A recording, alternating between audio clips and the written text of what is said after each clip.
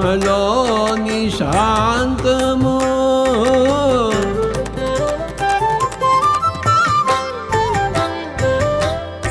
ఆత్మలోని అభయము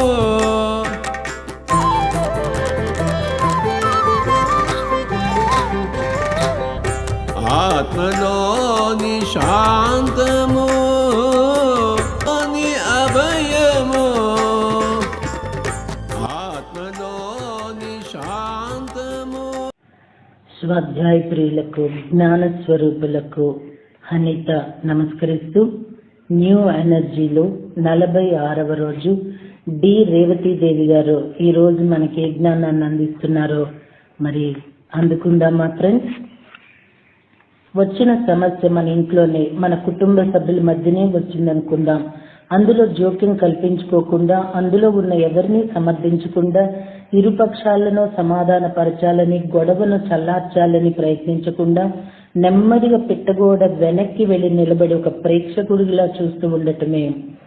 మనకు ఇలా పట్టించుకోనట్లు ఉండటం అలవాటు లేదు. పట్టించుకోకపోతే సమస్యలు తీరవని మన నమ్మకం ఇంతవరకు. అందులోకి తలదూర్చేసి తప్పప్పులు నిర్ణయించడం, పరిస్థితిని మార్చాలని చూడడం మనకు తరతరాలుగా బాగా అలవాటు చేశారు. కనుక దూరంగా ఉండటం, జోక్యం కల్పించుకోకుండా ఉండటం కష్టమే అవుతుంది. కష్టాన్ని చూసినప్పుడు దాన్ని బాపాలనిపిస్తుంది. రోగిని చూసినప్పుడు అతనికి హీల్ చేయాలనిపిస్తుంది. అదెంత తీవ్రంగా అనిపిస్తుందంటే హీల్ చేయకుండా, కష్టాలను దాటాలని ప్రయత్నించకుండా ఊరుకొని ఉండటం మనకు కష్టమవుతుంది.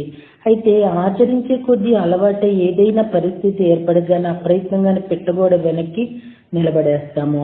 అన్నిటినీ అలా చూస్తూ జరగనిస్తూ ఉండాలి. ఎలాంటి అభిప్రాయాలకు రాకూడదు. ఇది వినకూడనికెంతో తేలిగ్గా, ఆచరణ ఎంత కష్టమో ఉంది కదూ. కానీ ఆచరిస్తే మాత్రం అపరూపమైన ఫలితాలు కనబడతాయి. మరొక పరిస్థితి ఎదురుకాగానే వెళ్ళి పిట్టుగోడ వెనకాల నిలబడాలి. అలా నిలబడినప్పుడు మనం సమస్యల్లో కల్పించుకోకుండా, ఎలాంటి ఆవేశాలకు లోను కాకుండా ఉన్నాం కాబట్టి ఎన్నడూ గమనించని కొత్త విషయాలను ఎప్పుడు అప్పుడే గమనిస్తాము. ఎనర్జీ ఎలా పనిచేస్తుందో ప్రత్యక్షంగా అర్థమవుతుంది. ద్వంద్వత్వానికి అతీతంగా ఎదగటం మొదలు పెడతాము. మన చుట్టూ ఉన్న పరిస్థితుల్లో తప్పొప్పు అనేది లేవు అన్న అవగాహనకు వస్తాము. ఇంతవరకు మనం మంచి వైపే చూడాలి, వెలుగునే సపోర్ట్ చేయాలి. అలాంటి ఆలోచనతో ఉండినామో మనం దేనిని సపోర్ట్ చేస్తామో అదే కరెక్ట్ అనిపిస్తుంది. కానీ ఇప్పుడు ఆ భావాలకు అతీతంగా ఎదిగేస్తాము. ఒకదాని ప్రభావం మరొక దాని మీద ఎలా పడుతుందో అప్పుడే మనకు అర్థమవుతుంది. మన మానవ తత్వాన్ని అంగీకరించాలి.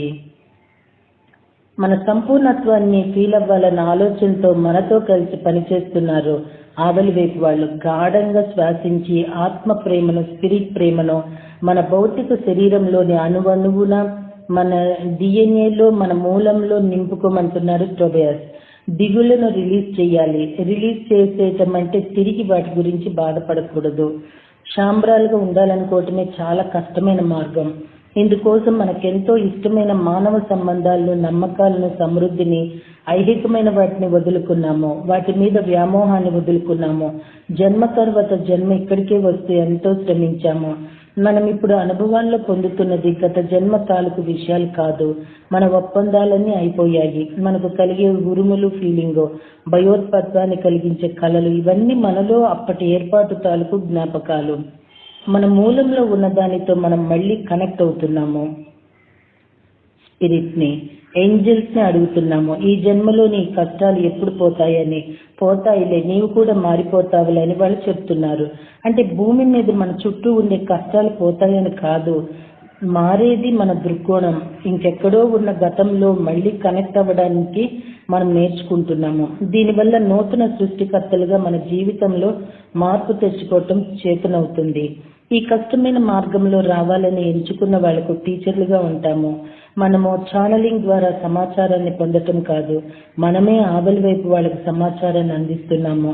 మనం అందిస్తున్న సమాచారాన్ని వాళ్ళు మనకు తిరిగి అందిస్తున్నారు. వాళ్ళు మనకు మార్గం చూపిస్తున్నారని మనం అనుకుంటున్నాం. కానీ నిజానికి మనకన్నా కొంచెం ఎత్తులో ఉన్నందువల్ల మనకు కనబడే దానికన్నా వాళ్ళకి ఎక్కువ కనిపిస్తుంది. అది మాత్రమే చెప్పగలుగుతున్నారు వాళ్ళు. మనం చేసిన పనిని వాళ్ళు మనం చూడలేని స్థితి నుంచి చూసి చెబుతున్నారంతే.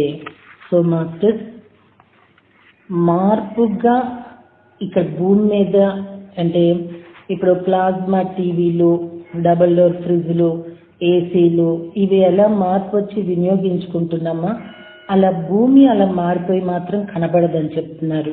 మనుషుల్లో మార్పు వస్తుంది. అందరిలో రావాలని కోరుకోవడం అనేది సర్వేజన సుఖినో భవంతు, లోకా సమస్త సన్మంగళాని భవంతు. సర్వేజన సుఖినో భవంతు అంటే మానవాళి, లోకా సమస్త అంటే మనలాగా 84 లక్షల జీవరాశుల్ని మనం దీవిస్తున్నట్లు, వాటిని కూడా క్షేమాన్ని కాంక్షిస్తున్నట్లు. ఇలానే మాస్టర్స్, ఇలానే ఉంటుంది ప్రపంచం. మార్పు అనేది మానవాళిలో వస్తుంది. మారిపోయిన వాళ్ళు, మంచి మార్పు వచ్చిన వాళ్ళే 5th డైమెన్షన్ అంటే మార్పులే 5th డైమెన్షన్ అండి. వాళ్ళ నుండి మరి ఆ ఎనర్జీస్, ఆ వైబ్రేషన్ మిగతా వాళ్ళకి వచ్చి వాళ్ళలోనూ మార్పు రావాలి.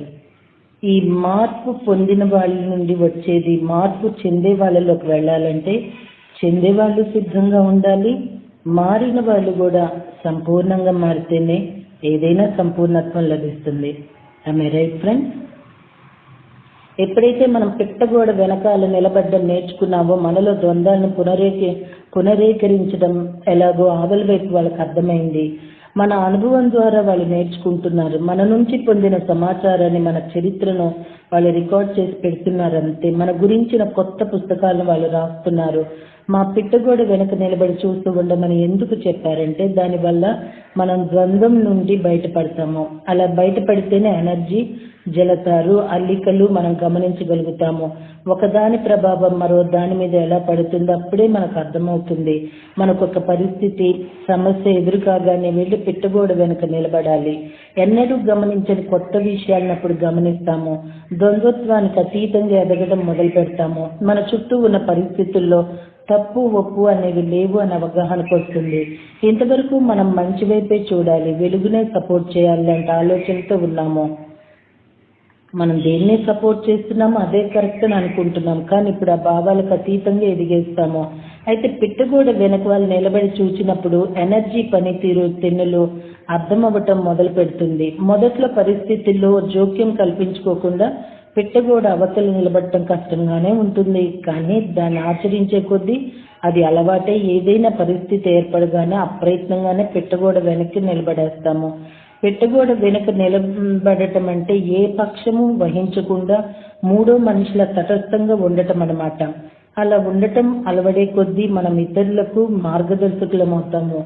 మాస్టర్స్, ఇక్కడ అర్థం ఏంటంటేనండి, అన్ని పరిస్థితులు అంటే ఇది పరిమితం ఉంటుందండి. దీనికి ఒక మనిషి మన కళ్ళ ముందు కళ్ళు తిరిగి పడిపోతే మనకెందుకని కూర్చోవటము, ఒక మనిషి ఆకలితో ఉంటే వాళ్ళకి సాయం చేయకుండా ఉంటే అవి కాదు మాస్టర్స్. ఇవన్నీ కూడా మన అంతరంగికమైన విషయాలు. మరి మనం బేరీజ్ వేసుకుంటూ చెయ్యాలి. ఇది విన్నాము, ఇట్లా ఉండమన్నారని ప్రతిదానికి ఉన్నామంటే నష్టపోతామండి.